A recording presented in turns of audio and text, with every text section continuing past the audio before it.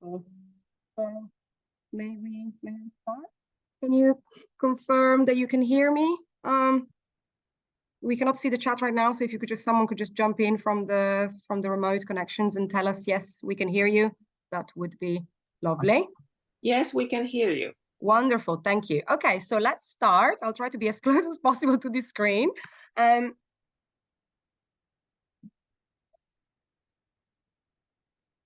Oh, okay, so I'll go this way. So the plan for today, it's pretty rich. We may or may not get to the end, but what we would like to cover is, first of all, okay, just a very cursory definition and why to use it. Then we'll give a very brief history of eye tracking, a patchy one as well, I would say. There's a lot to say if you get into it, and it's a bit controversial as well, or who invented what and who was the first to do what. So we'll just give a very brief overview. Then we look at some eye tracking techniques or methods, so ways in which the eyes is detected. There are different ways of doing this, only one of which became extremely popular, and it's basically what we used in modern technologies, but there are others to be aware of, so we'll go through those as well. Then when we'll get to video-based eye trackers, which is what we use today in the vast majority of cases, we'll delve in a little bit deeper and we look at how actually working with such an eye tracker works, how the eye tracker detects your eye. Then we will look at types of eye trackers. We will look at possible combinations of eye tracking technology with other tools, for example, EEG, fMRI, electrodermal activity.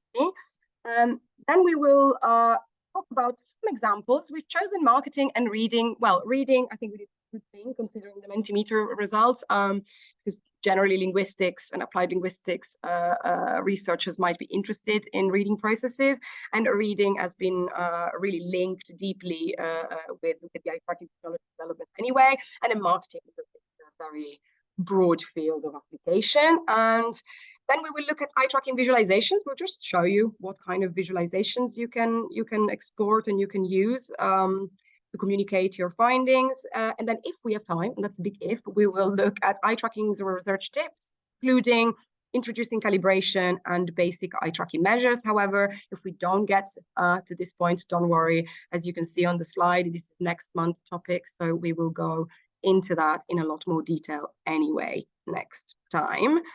We've done the Mentimeter, so we can skip that, and I will just pass the word. Thank you. So as we're sitting here, we all have different research ideas, and some of us might be contemplating tracking. Some of us have already started doing that. And why would you want to do that in the first place, right? So we have a couple of quotes from various people, and generally, it's believed that once you get an eye tracker and you put a participant in front, right, you get access through the eyes to their mind. That's the idea, right? So one of the tools into which we can look into people's minds, right? So a window to the mind is this metaphor that is used very often. And the obvious advantage of eye tracking is that you can measure things as they happen. So as opposed to other methods where you just ask participants post hoc whether something was difficult or thoughtful to process, etc., or in different methods. You just see things as they happen. Yes, so it's a rich moment-to-moment data source. Yes, you get loads of hundreds and thousands of data points there, which is exciting. Yes, what you're really measuring is the visual attention of the person, right? So these quotes that I showed with the eye tracking being the window to the mind, these are sort of, I would say, romantic views of what eye trackers can do. Okay, that's what we like to believe when we start, and then you end up with thousands of rows in Excel with some numbers that you have to interpret somehow. Okay, so it's a bit of a stretch, but that's the assumption. So what is also mentioned very often in the context why we do eye tracking is this eye-mind hypothesis that was formulated by Justin Carpenter a long time ago. And essentially, it is like this. There is no appreciable lag between what is fixated and what is processed. And what does that mean? Exactly, that means that there is no really delay in what you're looking at and what you're thinking about. Okay, so that's again the same idea, that you're looking at something and you're thinking about it at the same time, and then therefore you can infer something from this process. We'll get back to the Eidman hypothesis in a moment, but let's perhaps talk about the history a little bit. Okay, I hope you can still hear me well. So there are three broadly defined areas in the development of eye tracking. The first one between the 19th and the 20th century, where pioneering researchers, some names you may or may not have heard, Javal, Boswell, Yarbus, Dodge, and Delabar, who were actually building mechanical and optical hardware, which somehow was able to record properties of the eye and movements of the eye. And then this was analyzed by hand. And in this book, which you can see for those who are here in the room, there are some, if you want to pass it around, yeah, sorry for those on Zoom. So in that book, which we sort of call a little bit, we have some others here if you want to peruse later. It was the authors were saying that sometimes it took up to 3 hours to analyze a single second of recording. You can only imagine how far we've come since then. Then fast forward to the 1970s. From that moment onward, sort of new era where, I'm just jumping quite a lot. The technology continually changed in the meantime, to the point where researchers in university and in institutes were able to build their own hardware and software, which could record data both in analog and digital format. And then jump again, fast forward to today, eye trackers are fully commercial products. They come with software that's prepackaged off the shelf and the hardware as well. And importantly, researchers are no longer building, right? If you look in the point number 2, researchers were building themselves the software and the hardware. Today, it is not the case anymore. We use eye trackers on a daily basis almost, and we have no idea how to build hardware. Right? We know how to use the software and how to use the hardware quite well, but we are not engineers. And importantly, the manufacturers rarely or only sometimes are researchers. So one of the reasons I particularly like this eye tracker that we will be using in the second semester with this manufacturer called SR Research. Many people don't like it. They say that, the learning curve is too steep and all of this, but what they do have is this permanent and legendary lifetime support, whereby a lot of the people that you speak to in terms of technical support will be working for the company. So they work for private manufacturers of eye trackers, but they do have a background in reading, for example, or in academic research. So they know the needs of us as researchers using this software a little bit better. And this is invaluable. Moving on, so within these 3 eras, and even before actually these 3 eras, this was the furthest back sort of mention that I found about eye tracking. So, before we said 18th, 19th, and 20th century, but actually already at the end of the 18th century, to the 1700s, some research had been already, some discoveries had already been made. And funnily enough, and this is a little bit representative of how science works, different people reached same, perhaps of similar results elsewhere at different points in time. And then sadly, William Charles Wells' results were largely forgotten, to the point that, as Godefroy tells us, then, in the 1800s, they painstakingly rediscovered insights, right? So that's just a bit of an interesting story. So let's go there to the 1800s. So 1878, 1879, a French ophthalmologist Louis-Émile Javal made a series of discoveries, and he was the first person to be credited with using the word saccade. So he was one of the first to notice, if not the first, to notice that we don't read smoothly across the line. Our eyes make some jumps. We don't look at every word, let alone every letter. We just jump through when we read, and we have these periods of relative stationary aspects of the eye, not moving, and then jumps. Okay, so he was the first to be quoted with that, credited with that. Edmund Hewitt, also very important figure. He was a literacy researchers. So we have ophthalmologists, we have literary researchers. You can see how far, how wide the already the pool of people interested in this technology is.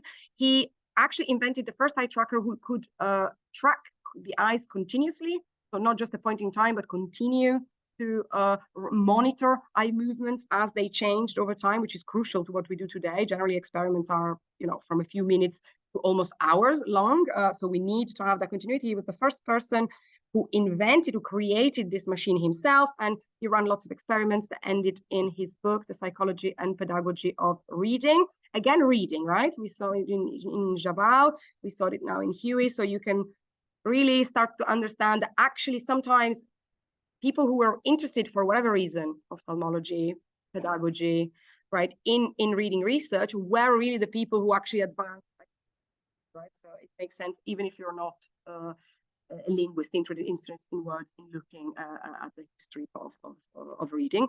Not just reading, however, and so this other researchers, so fast forward, we see it here, 1965, 1967, so we are at the cusp, if you like, of the second era. This was a psychologist, Alfred Yarbus, who really was the first to discover that if you tell your participants different things, their eye movements will reflect this quite closely. I'm not going to say that much more because Agnieszka is going to talk about him in a bit more detail. All I will say, given that we are in Poland, is that he's technically Russian, so he was born in Russia, but he was born out of both Polish parents. So one of the most important people that looked at visual attention in the history of at Polish origin. Anyway, Thank you. That's interesting. I thought he was Russian, but Poland was non-existent maybe when he was born, so that sort of explains things. So maybe we can claim him after all. Yes. So Yarbus was actually the first person who came up with a very nice visualization of gaze that we tend to use a lot today, which is called ScanPath. And remember, we mentioned this eye-mind hypothesis, so where your eyes are looking, your mind is there, your mind is there where your eyes are looking, right? It's all related. And what Yarbus did, he showed his participants this painting. It's a painting by a Russian painter, An Unexpected Visitor.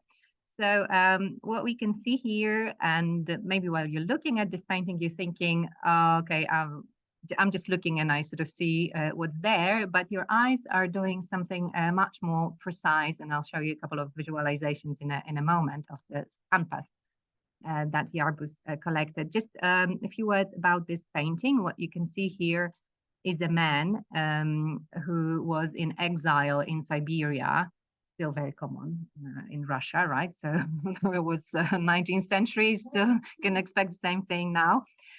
So he's coming back home after years of exile, wearing apparently some prison or clothes. And his family is in the house. His maid is letting him in. And his children look at him as if he's a stranger. They don't recognize him. His wife is there. His mother is getting up. Maybe the mother recognizes. Okay, so that's what we can see here. That's the story. And I told you the story. So while I was mentioning those different people, we were probably looking at their faces. What we want you to take away from today's meeting is how important the instruction that you give participants is, because whatever you tell them, they will follow. And let's see what happened when Yarbus just didn't say anything to their participants. Okay, so this is a 3-minute recording of their gaze. Very early, the first ScanPath, as I said, we'll choose fancy ScanPath a bit later. So this is free examination, right? So they were looking at different things, pieces, but not necessarily, right? And then he asked them to estimate the material circumstances of the family. So people were looking at other things there as well, faces, but also clothing, and probably what was in the room. Did you look at what was in the room, right? What kind of family was that? Give ages of the people, faces mostly, right? When you look at that. what they had been doing before before the man arrived, right? So probably they were also looking at the hands and all the surroundings, something that you may have not noticed when you look at this painting. So yes, and then when he asked them to remember the clothes, obviously the figures of the people were scanned in much more detail as the participants were trying to memorize the clothes, right? Yes, and obviously the positions of people in the room, that is relative to one another, and it's a bit more scattered all over the place. Yes, and estimate how long he'd been away from the family, so looking for emotions again, perhaps in their faces, at the ages, maybe as well. Lots of things were going on in those minds, right? So it's very easy when you look at these canvas to see how a different instruction can influence the way you look at something, at the stimulus, at whatever you're testing. So I think that's the take-home message we want with this example here. And we're moving on to different types of eye trackers. There will be a Q&A session, hopefully, at the end, right? So if you have any questions, maybe we can take them at the end, right? Still me? Yes, just to, yes. So some of you said that you took part in an eye tracking study. I believe this is not the type of study that we are showing here, where you had a head-mounted eye tracker and the participant had a bite bar there so that they don't move too much. Okay, so this is what early eye tracking studies looked like. So not only it was difficult for the participant, right? You know, it's not just something that you physically put on the participant, but it's also the rest of the setup, which was very bulky, definitely not transportable. You know, we'll show you some examples of portable eye trackers where you know, that you can take into schools, for example, if you're interested in testing children or people in situ. Definitely not the case here. Look at these images. You know, there was this very bulky material, very heavy. You need very large tables and entire rooms, aside of all this time that you then need to spend analyzing 3 hours per second. Yeah, so this is what happens today. Those of you who did not attend an eye tracking study, although for us it's complicated because to have a chin rest, but a lot of studies now look like this. You invite a person, you sit them in front of a computer, it's either a PC or a laptop, and they watch something on the screen, whatever you show them, right? So that will be explaining how this all works. So perhaps go into details now, but we just wanted to show you this big contrast for everyone involved in the process. And that would be techniques or methodologies in that intro slide. I meant these. So these are techniques for photography, scleral coil, scleral lens, photooculography, and videooculography in particular. And then finally, video data.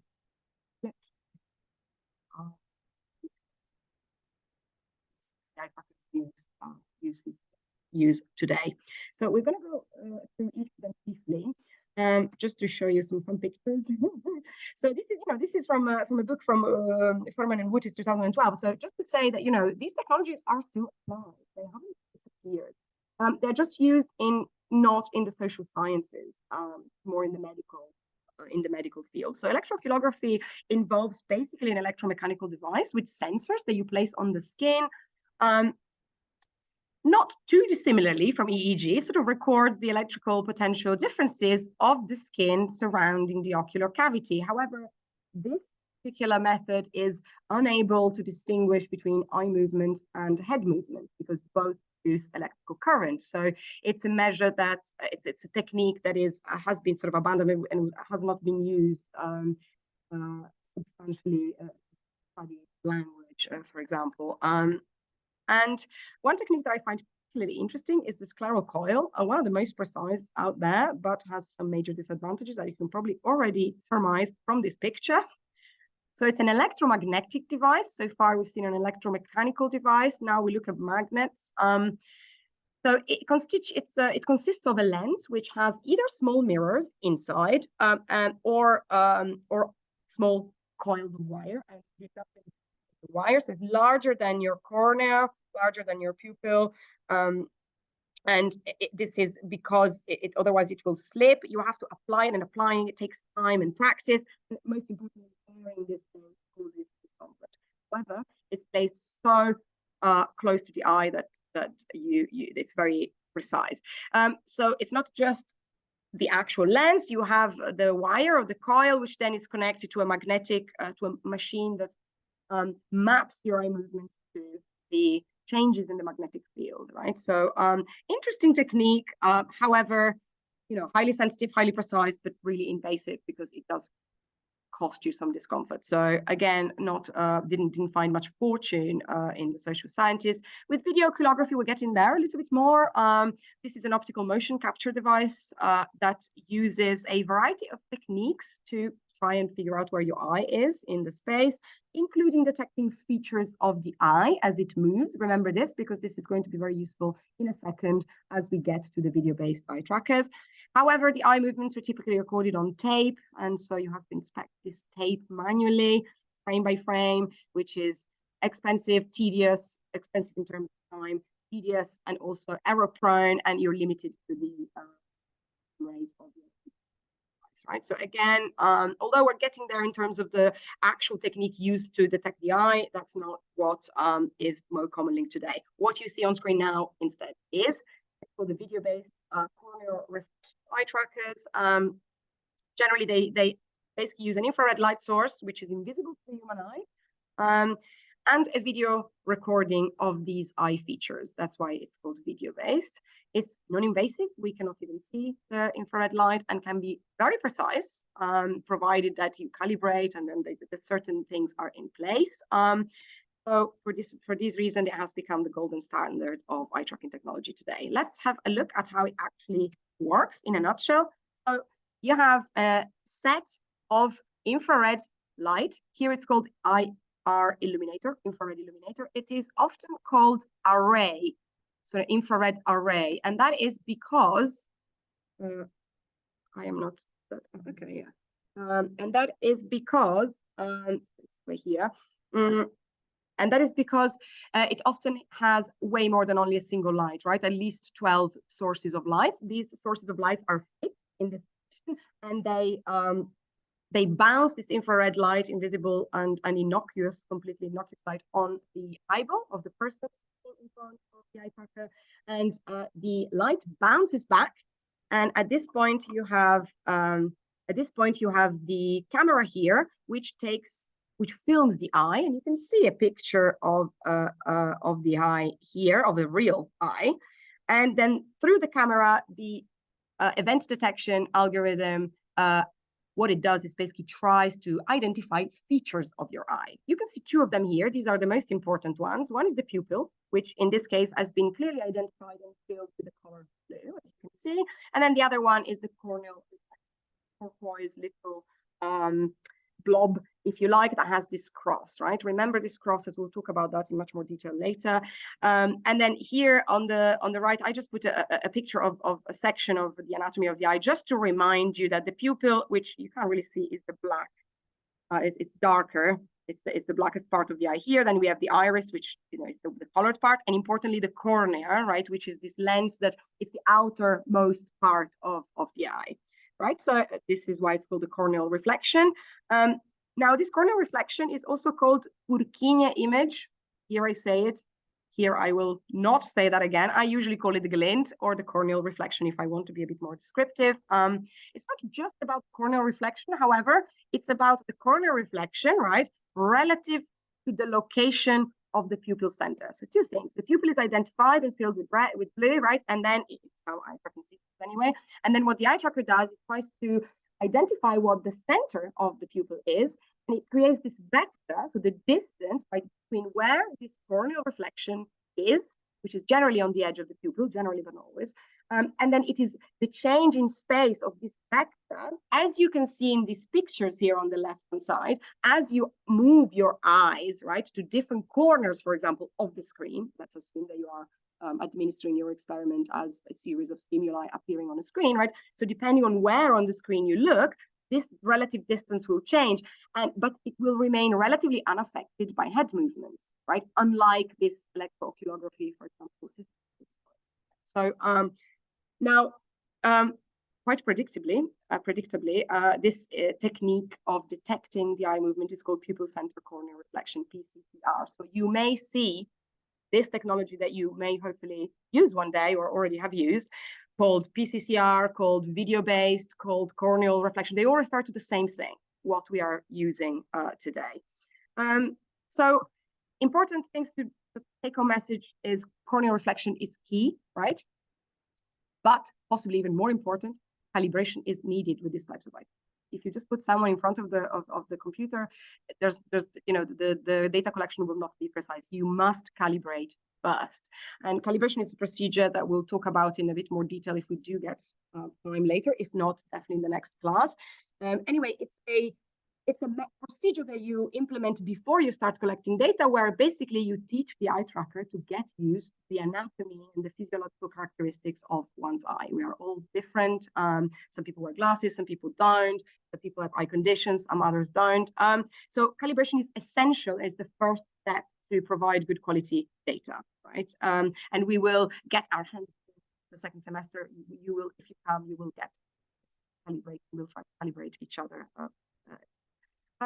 So I said that head movement is not too much of a problem. However, this is within limits, right? So a lot of the technology that you might have seen today is remote, right? Think of, for example, glasses someone said earlier they used, right? So with the glasses, it works in a bit different way, but sometimes you are just in front of the computer and there is no sort of contraption that you need to be strapped into, okay? So you might think, okay, well, I can move my head, fine. Well, you can within a certain limit. This limit is called tracking range, or if you're thinking in 3D terms, it's called head box. So actually in the picture that Agnieszka had earlier, there was this person looking, this animation, this picture of a person looking at the screen, and then there was this, maybe we'll show you. And there was this, literally this, there it is, this yellow, area. Let's see if I can. No, if you can, I hope you can see my cursor. So this is the head. So as long as you're within this yellow space, this three-dimensional space, then the eye trackers can track you correctly. The moment you get to the side, to the left, to the right of that, or underneath or above, then the eye tracker will lose you. I can also tell you that a lot of these systems are very good at picking you up again once you get back into tracking range, but it's just something to be aware of. Then another thing that's really key is the sampling frequency of your eye tracker. Okay, so what we've talked about so far is how the eye tracker detects the position of the eye, right? Now, how often will the eye tracker, during continuous recording, will go in there and try to sample the position of your eye in the space, for example, the 2D screen space? Well, this depends on the frequency of the eye tracker. So whereas with calibration, it's down to us to improve the quality of the data, there are also some choices that you need to make before and.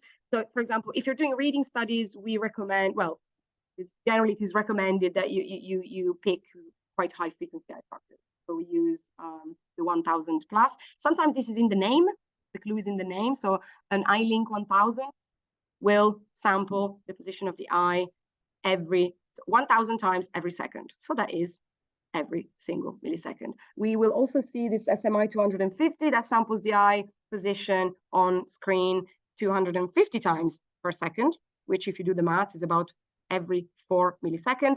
Now, we haven't talked about how long a fixation is yet, and we'll do that more next time. But let's say Agnieszka is going to give you a figure. Yeah. So Agnieszka is going to give you a figure. Well, we mentioned fixation and saccade as in like the eye movements, but briefly in the history.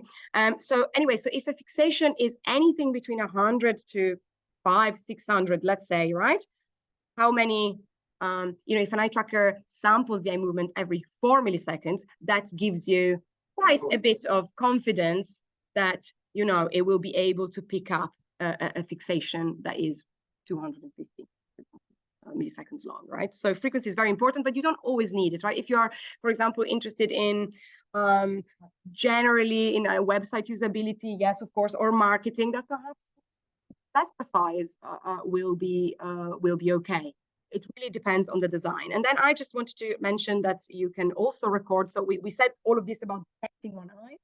We have two eyes, of course, and both can be detected. So you can collect data both binocularly and monocularly. And perhaps we can talk about this in the Q&A if you're interested in when to this one. So we just, and then I'm going to pass the word to Agnieszka, who's going to show you some pretty now. So different types, right? And different people like to contrast different words here. I think it makes sense because this is what the systems that we will be using does, and how it divides the types of video-based eye trackers. They talk about stabilized, right? So either with a chin cup or with a chin rest, so with a full forehead and chin, not strapped in, but secured into this contraption, versus remote. So you are sort of free to move within that head box space that we mentioned.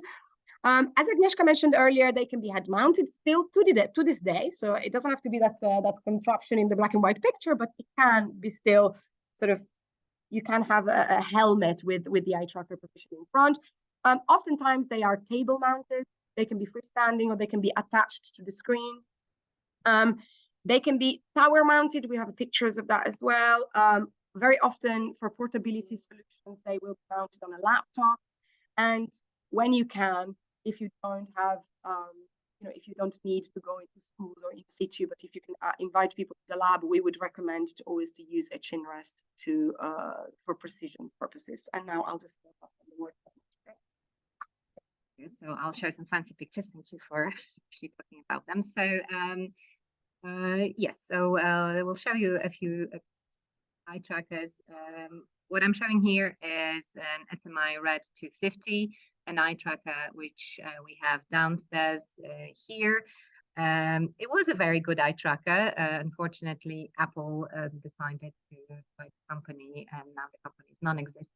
We do have an eye tracker. We're a very old computer, but it's still running. We use it mainly with students, as it's not really rocket science. It's iLink, so it's a very good eye tracker. Still working. We will do a hands-on session or two hands-on session. We'll start with this one, right? So we will be working on this model. So you can see essentially it's a screen setup. The laptop on the left is where the experimenter sits. So the experimenter is not here in the picture, and that's the participant, my former PhD student. And he's looking at subtitles in the video. He's doing subtitles, and the panel below is the actual eye tracker. You can see the two infrared illuminators around sources of light. So that's what Val was talking about. So that is what it looks like for a participant, right? He was just sitting there and reading the subtitles. This is a picture from our lab with our new fancier, much fancier rocket science, I would say, eye tracker, iLink 1000 Plus, as Val has already mentioned, manufactured by SR Research. And again, a setup involves two computers here. So we have a PC. That one is essentially recording all the eye movements, and then another computer is the host and the display PC, right? So we've got the researchers about here, and Sonia and myself in the contraption that we call chin rest, right? So basically my chin is not moving and my forehead is not moving, so that the quality of the data that we're recording is much better than if we hadn't done that. Okay, so it's not perhaps the most convenient position compared to this one, right? If you want to, I don't know, study how people read subtitles, we sit closer to this position rather than this position, right? But it's all about ecological validity and how far you go there or not. This is much better quality in terms of the data that we're getting, right? And this is what the actual eye tracker looks like. Do you want to say a few more words about that?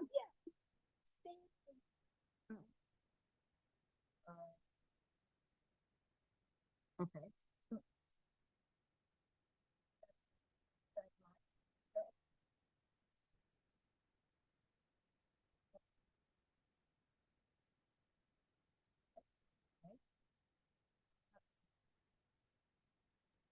Sorry, may I interrupt again? We can't hear you again at the moment. Sorry, I need to come a bit closer. Sorry about that. So I was saying Okay. that there are two elements to this eye tracker. Is this better now? Yes, we can hear Okay, now. great. Thank you. So there are two elements to this eye tracker. The infrared lights are in this panel here, and this is also a video camera, and this here is a lens that you can change. So there was a 35 millimeters lens, there was a 25 millimeters lens. Obviously, contact the manufacturer when you get to use this eye tracker to or try to find out this information yourself, whether it's what is best for your design. This can it changes the focal length of the camera, which means that you may have to something play with in terms of if your table is not long enough, or or if you need to, your participants need to be a bit further away, right, from the screen. So yeah, that's it. And this is a table mount eye tracker. That's right. I think we have to speed up a little bit if we want to have the Q&A, but it's not going away. Yes, whatever we don't finish, we'll time. That's what the same setup looks like from the experimenter perspective. Here we can see a picture of what the experimenter sees. Yes, it's just a different angle of the same thing. And you can see we have a special table as well, right? It's not like a regular table. Yeah, it wasn't designed for this. And yeah, so that's a participant. You can see her chin in a chin rest, but she still can answer some questions by typing or clicking with the mouse. That's the tower mount. So you can see the eye tracker is placed like in the tower. And the reason to do this is the participant can actually do things with their hands. In our eye tracker, the moment they start moving their hands, they would be actually getting into covering the cameras, right? So we don't want that. So whenever you have a set where you want to do something with their hands, you need to use a different type of eye tracker. That is Val. Yes. So, yeah. See here. This is another island. Actually, we will be using the purpose. These are 12 infrared lights, and there's a camera in here. So this is just like this is very different from the other one. You can see that you need with this system. Yes, so in the previous iLink picture that we showed, we had a PC, and here we have two laptops, so the mobile solution that Val mentioned, and with these mobile solutions, it is recommended that you actually put the sticker onto somebody's forehead to facilitate tracking. Yes, so this is the eye tracker we'll be actually playing with next term. Okay, click here to move on. Yes, there are also mobile eye tracking solutions. Mobile meaning not only that you can carry the laptop somewhere, wherever you go to test, but you can also you can also test how people interact with mobile devices. So where's the eye tracker in these two pictures?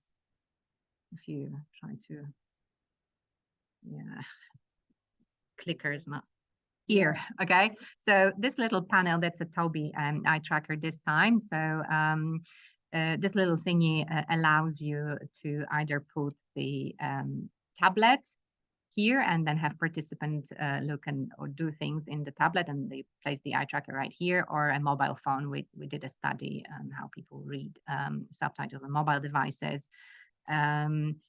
Yes, so you can see the actual happy participant reading from a tablet here. A bit less precise than the previous solutions, right? Depends what you want to do. We don't recommend it for reading, but still, if this is your line of research, it is possible to do. And a lot of people are excited about eye tracking glasses, because you don't have to invite participants into the lab. You can take them out to the real world and see how they interact with their real world. we actually, as the University of Warsaw, there was a purchase of a set of eye tracking glasses. So the university does own a few, yes, the Faculty of Psychology, if anyone's interested. The eye tracking glasses are great for some purposes, and they're not so good for others. So the frequency, the sampling frequency is much lower. So I'm not sure how much it goes to 120 perhaps. Yeah, you want to? Very recent. I was in Poznan with some colleagues and they just purchased this Tobii and the sampling frequency of this is 100 hertz, which is higher than what I thought. I thought it would be 60 or 80. So it's gone up to 100, which is nowhere near 1000, right? Or even 250, but it's something. And I just wanted to show you in this little video, it's really short, so ignore the voices if you can hear us. I hope you can't. But it's just to show, already in this picture you can see it, right? How, so that's a red circle is where the person wearing the glasses, which is not me, is, okay, yeah, if you can, there, on my face. Yeah, yes, so I'll play it and you can see it's really not as precise. Can you see it now that it's moving? Yeah, so one Yes, we circle, can. one face. And we are very close. I mean, she's very close to us. So, you know, generally, if you're interested in sort of facial expression, facial analysis, you want to way more precision than that. You want to be able to identify at least the T shape of the eyes and nose and the mouth, right? So here we had one blob over the face. So, but it depends. If you're, for example, choosing different products in a supermarket, for example, talking about marketing, this might be ideal, right? Because then you can go into a real supermarket. So actually the advantages supersede the disadvantages. And the frequency of the is growing. Yes, absolutely. Yes. Another application. Yeah. So just for the people online, Agnieszka in the audience suggested also classroom research. Yeah? And we had this pedagogy, we had this appearing in the word cloud at the beginning. So thank you for mentioning that. Something I want to add from personal experience is that the data from eye tracking glasses is a nightmare to analyze. Because instead of having one recording with all the participants in, you have as many recordings as different participants, and they're all different durations, and everybody's looking in a different place. So try to analyze that. So I'm not a big fan, but still there are studies that we are going to discuss later. It's an example of a study we did together in a museum, how people interact with works of art in a museum. So eye tracking glasses were actually perfect for this, right? The analysis was perhaps a different matter. Yes, I have to say I advertised our talk on LinkedIn and I got already a comment. How about web-based eye tracking? Are you looking into it? And of course, yes, we have played with web-based eye tracking, many thanks to Ria Eye, who actually enabled us to do that. As similarly to eye tracking glasses, they're not that precise for the purposes of reading research that we conduct, okay? So web-based eye tracking is great if you want to study many participants from many different places, right? They can just connect and the quality is defined by the quality of their webcam, really. For reading purposes, for our purposes, still not good enough, but I think it's still important to mention that it is a solution that is growing again.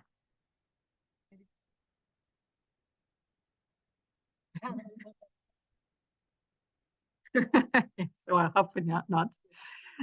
Yes, and another type of study that you may want to have, and again, it's growing, is you can do eye tracking while people are in virtual reality, okay? So there are a number of different studies doing this special equipment. It is possible. We don't do that, so we don't talk a lot about this, but we just wanted to mention. Yes, really quickly. So eye tracking can be combined with the measurement for, like, for example, EEG or fMRI or MEG, magnetoencephalography, as well as electrothermal activity. So eye tracking can be combined in EEG. Here you have two sort of different. So on the left-hand side, you have I mean, maybe Kalinka can confirm that real EEG cap with lots of electrodes. And then on the right-hand side, we have this emotive. So perhaps maybe, I don't know if we can pass it on to the people in the audience to. And this is so for those online, we are now passing on this, what you see on screen, this iMotive system. Perhaps I'll just quickly go through. So Agnieszka did run a study, and you can see a participant here wearing that. It's not a real EEG system. Should we just leave it to that and proceed? Eye tracking and EEG can also be used with a real EEG system. Again, I won't really dwell on this, but raw EEG data can be analyzed by looking at event-related potentials, these components, and when eye tracking is integrated with EEG, these components, these ERPs are time locked to the onset of fixations, and then we talk about fixation-related potentials. It is tricky, actually, to do this kind of research, and I want to say a word, but a few more words. I prefer to just sort of whiz through quickly, but it is difficult for various reasons, but it has been done, right? So these are some of the topics that have been looked at, including reading, memory, aesthetic judgments of art, and there is actually an open source code if you want to look into that, into the combination, but please be aware that it's not as easy. It sounds very cool, but there are some practical challenges in integrating these types of data each other. Eye tracking can also be used with fMRI and with MEG, and our this manufacturer that we mentioned is already offering this possibility. These pictures come from their website. You can see here the camera that they use, which is a long-range fiber optic. I mean, generally we get the participant to sit at about anything between 50 and 90 centimeters from the screen and the eye tracker. This is way longer than a meter, so this is a lot further away, right? So in the words of a neuroscientist who has done this and has written in this paper, which is very recent, if you notice the year, in her own words, the conditions for measuring eye traces in the MR scanners are still suboptimal. This is primarily linked to the fact that fMRI has great spatial resolution, so it tells us which areas of the brain become activated, but it takes a long time for the blood oxygenation, which is the sort of mechanism that it is used, right? More oxygen gets sent to the areas that become activated, but it takes around 6 seconds for these peaks in blood oxygenation to reach the peak, okay? And 6 seconds is what? 6,000 milliseconds. How many times can you fit a 500 millisecond fixation into that? A lot. So it is hard, very hard to detect eye movements, eye events that occur closer in time, because it just doesn't have the temporal ability to do that. So tricky, but it has been done, and there is some literature on it. As far as EDA is concerned, generally electrodermal activity or galvanic skin response, as it's often called, it is used to measure emotion and arousal. It measures variations in the electrical conductance of the skin stemming from micro sweating, okay, in response to stimuli. And generally these peaks are called skin conductance responses, that it's as simple as sort of counting these peaks, right? You can also look at the amplitude. And actually eye tracking can be very successfully integrated with these other psychological tools. You have an example here. I will, again, not spend a lot of time, but of course, yeah.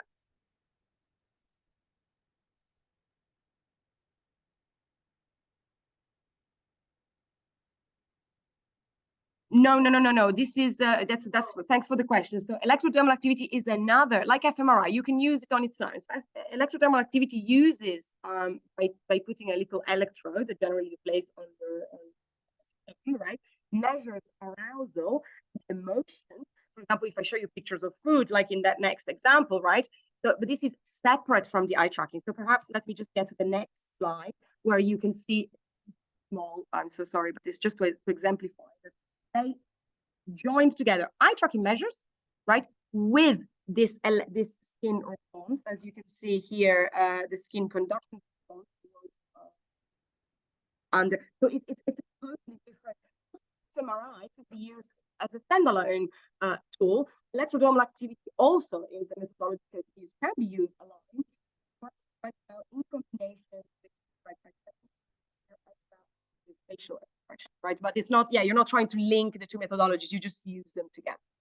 And after that, well, we just want to say really that there is a proliferation currently of manufacturers. We said right that today eye trackers are fully commercial tools, and we can see this in the many tools that we have. If I were to sort of direct people that want to get into perhaps putting a funding bid through, get funding to get one of those, I would recommend very much use most research are iLink, SMI, even if which collection is been sold now, Kobe. And iMotion, as you can see here, it says biometric research platform. So they specialize and they market themselves as the go-to tool when you want to integrate with EEG or with EDA, etc. Okay. I'm just going to again to whiz through this. This is just a list, right, of different areas that where eye tracking has been successfully applied, right? So you can see very wide application. It might be a good idea to get into this if you want to do interdisciplinary studies as well. I don't know if we'll have any time, but maybe Yes, talk about the research. Yeah, because we wanted to leave some time for questions, but perhaps we'll show the marketing example and visualization. Yeah, and then we'll stop there and we'll be happy to take questions if that's okay. Okay, so marketing in eye tracking, a very commonly used application. So we already mentioned eye tracking glasses and supermarkets. Where do you put things in shelves? Which products happen to be exactly where your eyes are rather than up there or at the bottom. Okay, and we have an example here of a cute little baby that was used in a nappy ad. And what did they do? They were trying to study the effectiveness of their ad, and apparently the ad wasn't working. So they decided to apply eye tracking to help us understand why the ad was not exactly working. And if you think about that, I don't know if you have any already, if you can think of any reasons why this ad was not particularly effective. So it turns out that people were looking at the face of the baby much more rather than anything else. So what they did, they changed the baby so that the baby is actually look as if the baby could read, right? But that's like the baby is looking at their slogan, and they found, oh, I've got some heat maps here, right? Maybe that's a better visualization. So on the left-hand side, we have the ad before. So the redder the area, the more people look there and the more time they spend. So everybody looked at the face of the baby, which is a natural human reaction to look at faces. And after they have revised this, you can see that more people looked at the actual slogan and the actual nappies, and also at their logo, which is right there, baby something, right? So it was a much more effective ad, and the reason they found this out was thanks to eye tracking. And that's it, really.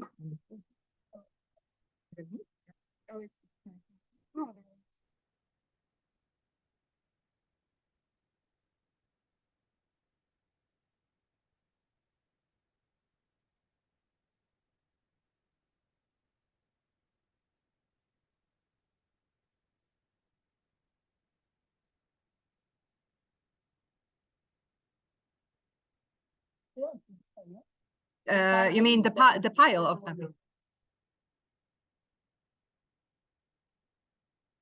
The pile of nappies.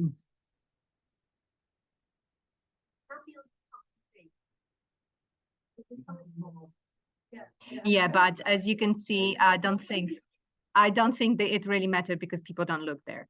Yeah, it's you would be an outlier, perhaps.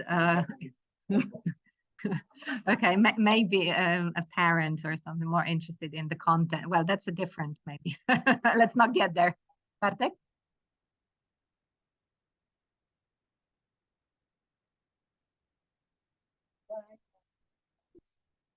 Yes, that's true. So lots of things, lots of things can happen.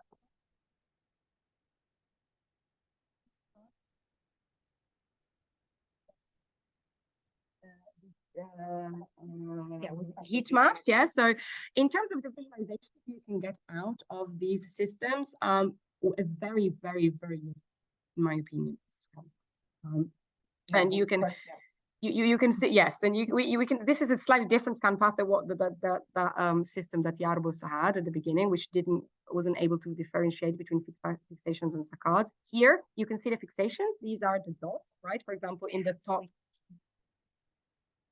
Oh yes, okay. So I mean, most of you I think will know this already, but there are two major types of eye movements, right? Fixation and saccades, as we've seen in the history. Saccades were detected pretty early on. They are rapid eye movements, right? They are actually the fastest movement the human body is capable of, which I thought was interesting.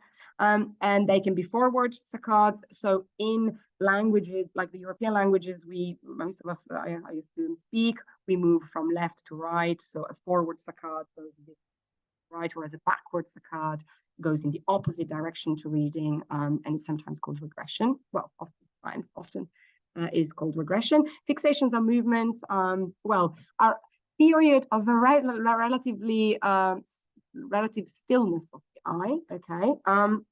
Although the eye doesn't stay entirely still, there are things called fixational eye movements. They are microsaccades, drifts, and tremors, which occur within each fixation, right? And this is relevant for the eye tracker to when it's trying to really locate and to circumscribe what a fixation actually is, okay? Generally in reading, anything between 200 and 300 seconds, but the variability is really wide, right? So in terms of going back to our scan paths, you can, so the fixations are represented by the dots, and you can see that the dots vary in size. So as you probably know already, you know, the larger the dot, so the bigger the diameter, the longer the fixation is directly proportional, right? So this is better seen in the scan path context, where you can actually see beginning of the line effects, end of the line wrap up. You can see because the fixation durations are longer there.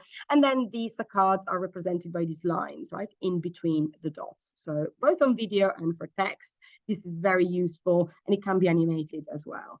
Heat maps, I'm not particularly a fan, but we've seen in marketing they can be very useful. And when they are presented contrastively, they can tell us a story nicely. For example, here we have a 12 characters per second subtitle, which is fairly slow. It gives plenty of time to the participants or to the viewers to read the subtitles and to peruse the image, which you can see the participants do. They look at the face of this man quite a lot. Fast forward to 16 CPS, which is faster than 12, but it's nowhere near as fast as the 20 plus speeds that we see on Netflix, for example.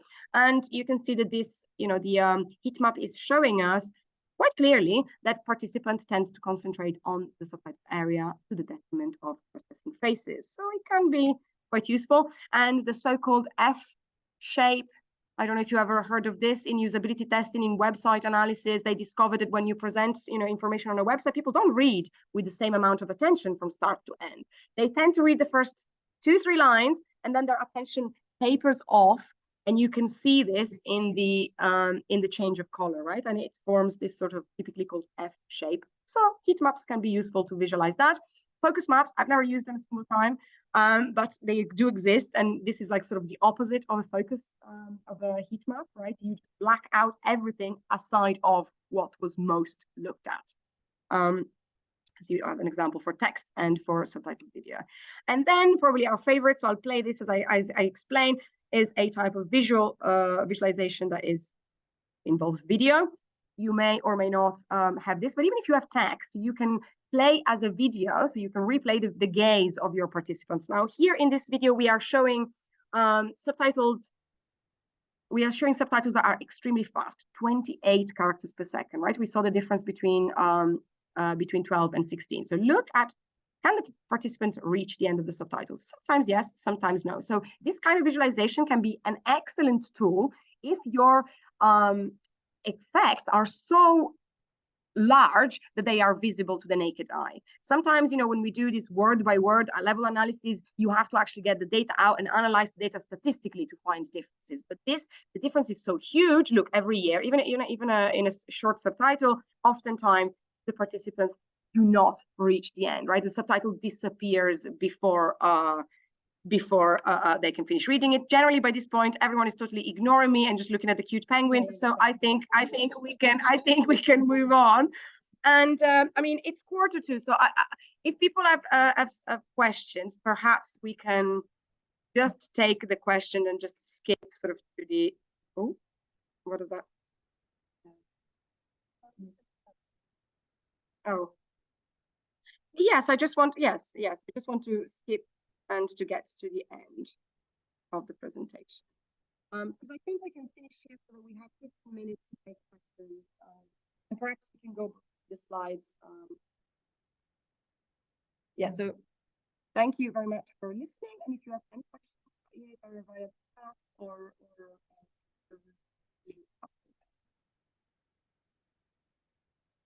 can I just jump to the end to the thank you screen without? So if I do that, because that's what I did, yeah.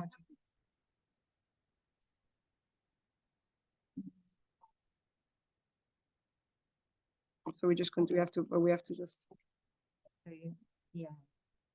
I'll just go through it really quickly. Yeah. I mean, this is yeah.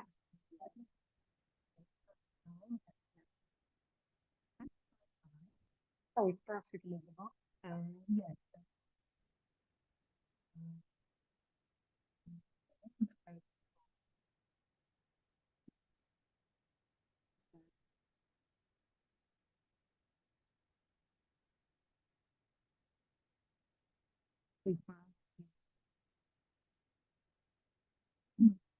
You know.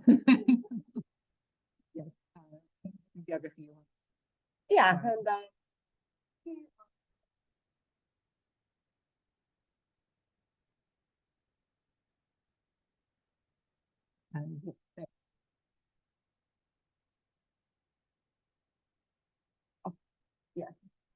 And yeah. yeah.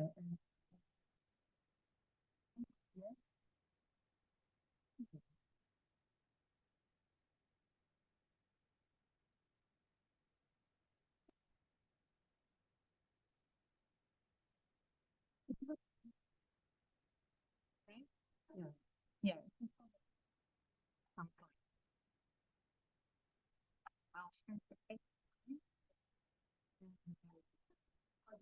Yeah.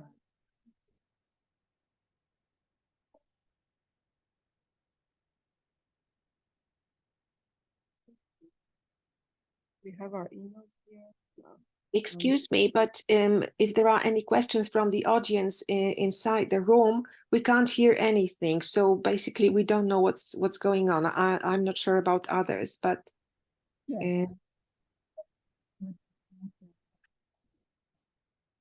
are going to share the slides and recordings, and please follow the website for more details. And for those who are in the room, so you asked the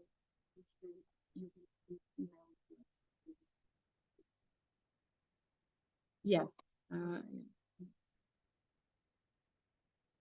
I got a question in the chat. Is it true that faster reading speed of subtitles is actually manageable? More than 17 characters per second. So I would say that the research that we currently have allows us to say that the research that I did, that I know, because you contacted me on LinkedIn, right? So I know you've read, my research went up to 20 characters per second, and it was okay. There was a study that we replicated that also tested the reading speed of 28 characters per second, and this was about so what you say in the chat, 20 to 22 CPS for children's program, I would say absolutely not. So the evidence that we have currently allows us to go up to 20, but not higher, I would say. Yeah, I'll respond to you. I saw your email, so I'll respond, perhaps not today. Thank you for this question. Are there any other questions perhaps on Zoom? Maybe we can start with people on Zoom and then people in the room who are being shy. If you want to ask a question here on Zoom, maybe you can just unmute your mic or type in the chat if you prefer. Okay, I'd like to ask a question, if I may. Just out of curiosity, Did you Oh, conduct? Can you hear me? Go ahead. Sorry. Okay. So did you conduct any research on the subtitles reading speed in a second language? For instance, I watch French movies on Netflix with English subtitles. Neither French nor English is my first language. So what's the difference between subtitles in your native language? Thank you. We won't. Otherwise, no one's going to hear me. In the study that we replicated, as Agnieszka said, we did find some differences. However, it was quite interesting to notice that at least for the very high, so we used Polish native speakers watching an English film with English subtitles. So we can only talk about this. We found some differences, but at least for high proficiency, and by high proficiency, I mean that we tested them with two different tests, the Lexdale and a Cambridge test, and their average level was C1, sometimes C2, so highly proficient, almost near native speaker level. So there were some differences, but nevertheless, the participants were really able to follow, were able to comprehend. So the eye movements are affected, but then if you look at performance measures, for example, such as comprehension tests or memory tests, so exact recall or recognition, verbatim recognition, and then comprehension, they were sometimes better than some of the native cohorts, which was surprising. So I think that obviously watching a native language is, it can be more taxing, you're absolutely right, but there are lots of different factors that influence reading processes. So not only how proficient you are in that language, but perhaps, you know, how familiar you are with subtitling. How often do you do this? The brain, which, you know, the eyes gives us an insight into the mind, as we said, is a very flexible organ, and it can really get used to doing something. So of course, you know, subtitles are an extra source of additional processing that you have to do, but the research so far points us to the fact that they are really effective. So they don't seem to create an awful lot of cognitive load or you know, difficulty. What we're doing now is we are experimenting with introducing the text and what you hear, right? And we will see if this affects native speakers and foreign language learners or second language learners differently. But so far, it's encouraging with high-level learners. So with the lower levels learners, I can really not say, and I would expect that actually these effects will be perhaps more detrimental, right, or harder to follow the subtitles if your overall proficiency is lower. I hope that answers your question. Yes, thank you so much. Actually, I don't know. I was like referring to the situation in which you know, the spoken language is different than the language of the subtitles, and neither of which is my native language, right? So, for instance, a French movie with English subtitles, and my native language is Polish. So, just I was just curious, right? Maybe it will, you know, shed some new light on. If not run such a study, although I'd love to do that. Yeah. Okay, so I volunteer as a participant. Okay, thank you so much.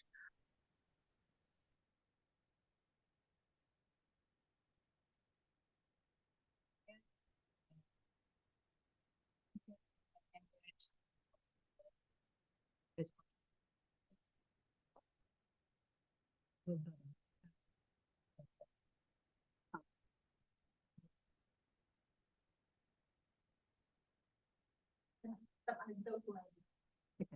tuned.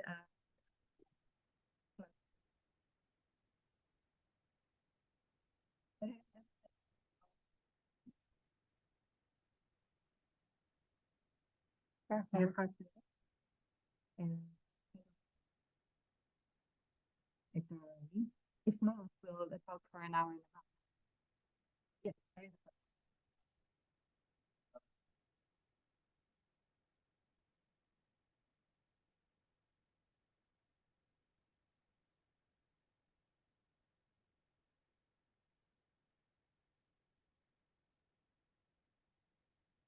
Can you repeat the Yeah. question, please? So there was a question here asking about binocular and monocular tracking, and is there a principal way of making a choice? That's a very good question you have there.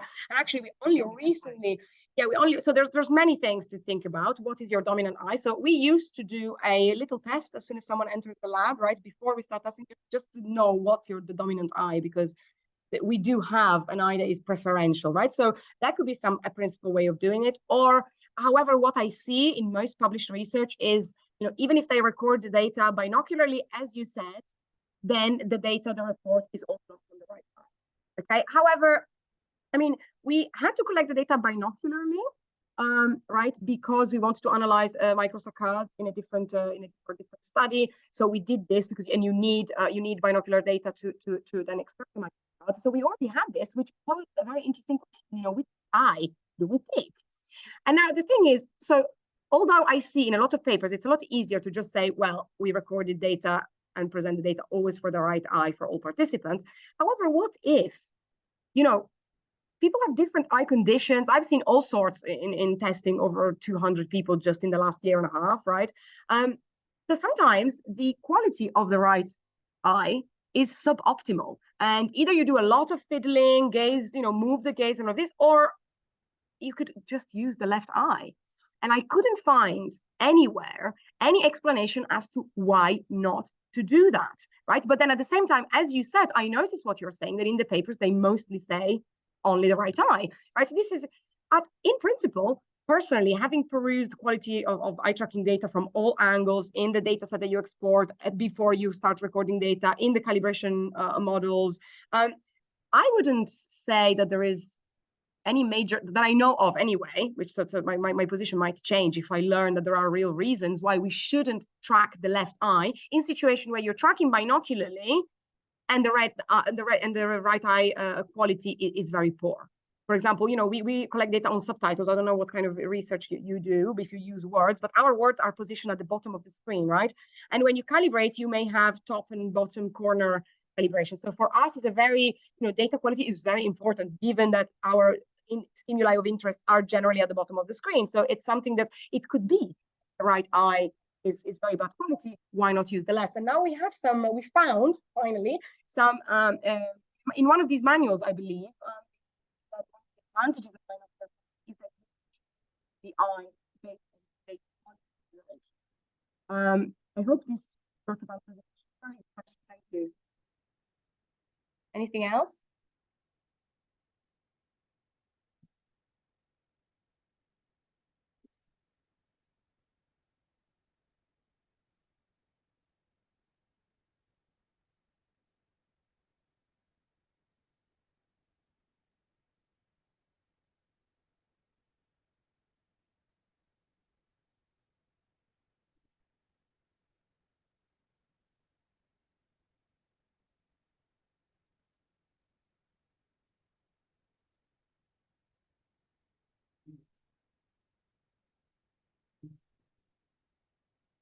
Shall I take it or do you want to? So, it's very, okay, sorry. Yes, so this question was about individual differences in the characteristics of the participants as they read subtitles.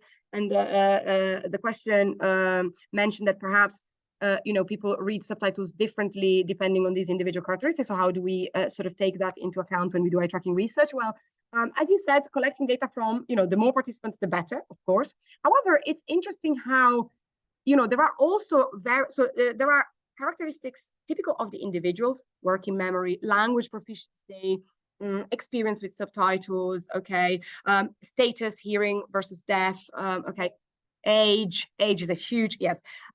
So there are all of these, which are participant individual differences. And then also, however, there are global and word level task specificities that do have a measurable effect across all participants despite these differences.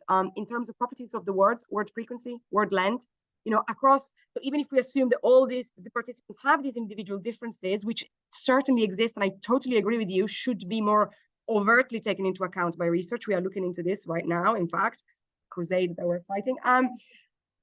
Yeah, so we find that there are word frequency and word length effects and word predictability effects even despite these individual differences. So there's definitely, or speed, global task constraint like speed, right? We showed you that video earlier, the 28 with the penguin, the cute penguins, right? You could see already in the raw data, and that was just one participant, but this is a trend that we found. So I guess it depends on what effects you are thinking about and whether you want to control for individual differences, or you want to explore individual differences as variables, right, in their own right.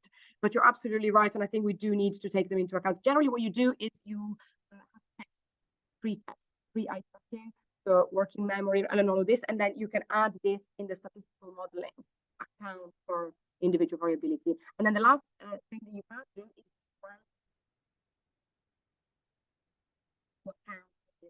random person by person variability. I'm gonna, yeah, sorry. Yes, so we need to finish now. I can see another question about subtitling speed. Perhaps I can take it, Iman, over email, right? It's nice that people read and quote your stuff and then you have to respond. Okay, thank you. I will respond. Thank you, everyone here in the room and on Zoom. See you next month. Thank you. Thanks a lot. See you.